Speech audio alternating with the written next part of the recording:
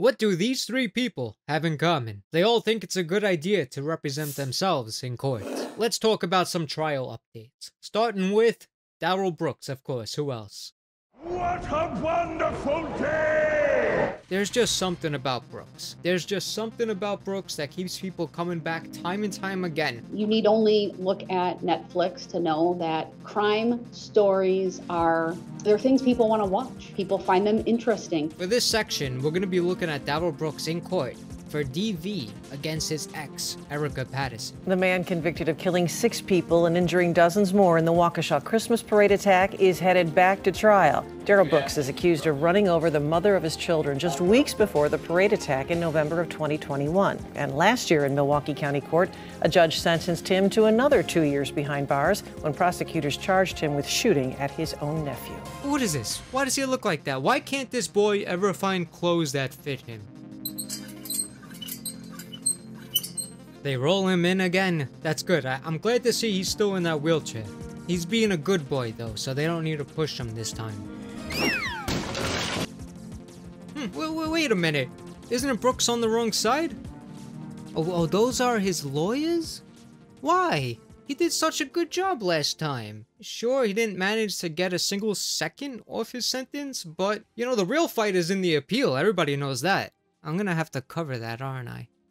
The subject matter of this trial is Brooks hitting his ex-girlfriend with his mom's SUV. Milwaukee police took a complaint from Erica Patterson that Mr. Brooks had run over her with his vehicle and tried to kill her. Mr. Brooks was driving the same vehicle that he drove through the parade. So he's had a habit of hurting people and using his mom's SUV for terrible things, like that damn music video, man. Venom when I kiss him, yeah. Kidnap you and misses, yeah. Just weeks before he plowed through dozens of people at the Christmas parade, he got into a fight with his baby mama. And I like that term, baby mama. I like it because it has two meanings once you find out how young she was when they first started dating. She described Mr. Brooks to police as yelling at her, using profanity, struck her in the face once with a closed fist, causing pain and bleeding without her consent. On November 5th, 2021, he beat her up, stole her phone, and ran over her leg, all with his mom's SUV. And then he tried to bribe her with marriage in order for her to not incriminate him. Shoot your shot, my guy. Oh wait, actually that was the last trial. Sorry. When police had contact with him at his house, he ignored their commands because he was found in the vehicle, claiming that he was having an anxiety attack upon the sight of the squad car and needed to get into the home to get his inhaler. Later that night, Brooks ran from the cops, thinking that if he could just make it home in time, he'll be safe. It doesn't work like that. I don't know why a lot of people think that, as if you can't be pulled over in your own driveway. I've been pulled over right in front of my house before. Then he made a bunch of terrible phone calls to Erica Patterson, which I will have Judge Darrow read to you guys now. Saying things on that phone call like, "You trying to make it seem like everything is always everyone else's fault but yours. Like you don't never do anything to cause shit. And the whole cause of this shit was something that you f***ing did. You did this shit, and you couldn't even keep your mouth shut after numerous people told you that shit.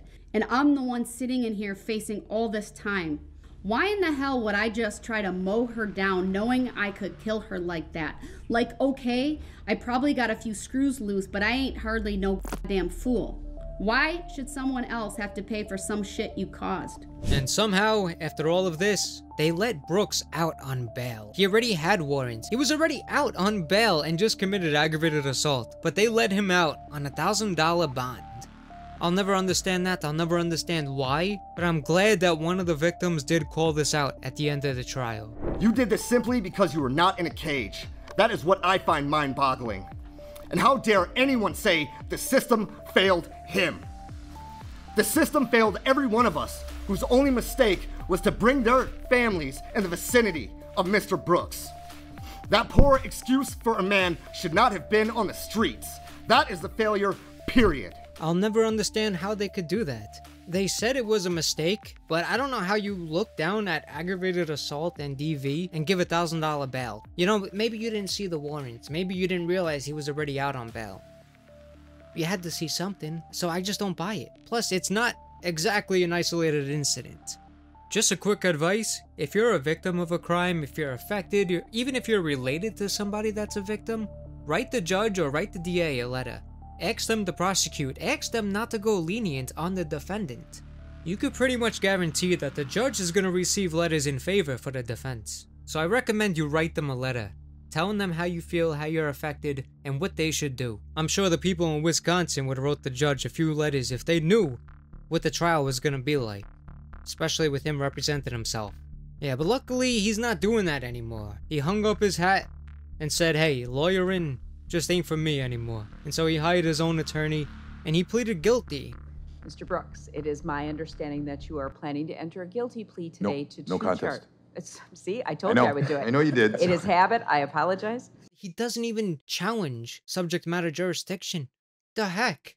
I'm ready to address subject matter jurisdiction as well, too. We have not proven jurisdiction in this court as of yet. Subject matter jurisdiction has not even been proven on the record, Your Honor. You haven't ruled on subject matter jurisdiction yet. Yes, I have. There's also an update with Sarah Boone. She's the crazy lady that thought it would be funny to leave her boyfriend zipped up in a suitcase overnight. He ended up suffocating. You zipped him in there. Yes. Thought he would be funny, a little It joke. was. We both were laughing about it. We both thought it was funny. Oh yeah, well, I'm gonna zip you up. Uh-huh. You didn't come look for me. So I thought it would be funny too. And he was laughing about it too. Walked away and I laughing. both were laughing about it. But I went upstairs and I fell asleep. It has been 4 years, so let's find out what Sarah Boone has been up to. Once again, Sarah Boone having some trouble with her representation. She's been through 5 attorneys. Here's what her 6th attorney has said in his motion to withdraw. The defendant will not be satisfied with any attorney unless said attorney does not have a caseload and can dedicate his or her time solely to Ms. Boone's case. KK watching along said Sarah Boone ought to just ask for Darrell Brooks to represent her.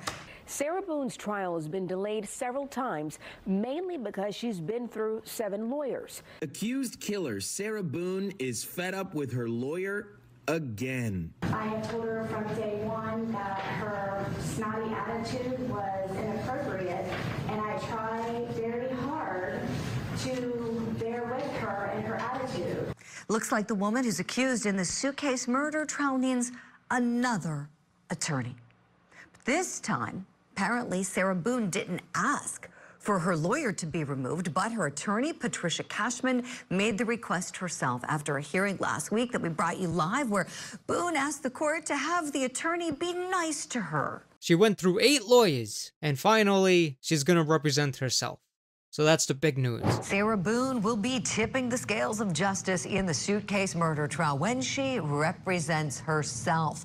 At a last-minute hearing Friday, the judge granted Boone's former attorney's motion to withdraw and ruled that the defendant has forfeited her right to counsel because of her ongoing difficulties with every single attorney, 8 of them. Her trial is set for October, and I've been waiting for this for years. I even made a video on it. Hopefully that doesn't get delayed again. Do you think we're going to have a lot of antics in the courtroom, something more like Darrell Brooks, or something that might actually sway a jury? Oh, and speaking of delayed trials and trials involving suitcases, we have the Dejon Anderson trial that was set for August, but has been pushed back till October. Indiana judge says he'll no longer tolerate, quote, irrelevant motions from the woman accused of killing her 5-year-old son and stuffing his body into a suitcase. Anderson's trial was originally scheduled to begin next month. It has now been pushed back to October the 1st. That means in the same month, we could have 2 women representing themselves in defense of putting somebody in a suitcase. Wow, all right. Ladies and gentlemen, we have an update. And it's kind of what I thought it was going to be. Apparently, Dejon Anderson is not fit for trial. She can't represent herself. I don't even know if she can actually be sentenced or tried. Okay, Dejon Anderson is charged in the death of a 5-year-old. Okay. Cairo Jordan. An Indiana judge has found her incompetent to stand trial. Yeah, I kind of figured that would happen. I was hoping that we would see her get tried at least. Whether that was as her, as a lawyer, or with someone else representing her. But I was hoping that we would at least get that. Instead, it looks like she's going straight to the loony bin.